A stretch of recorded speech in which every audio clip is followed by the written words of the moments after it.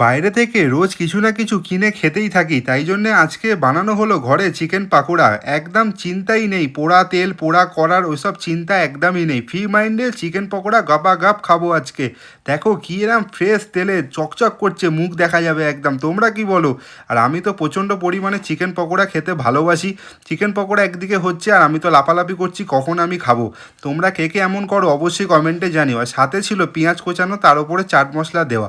এই যে আমি টপাস করে একটা তুলে নিলাম, দুভাগ করে ভেঙে একদম গরম ধোঁয়া উঠছে, দেখো পুরোটাই বোনলেস।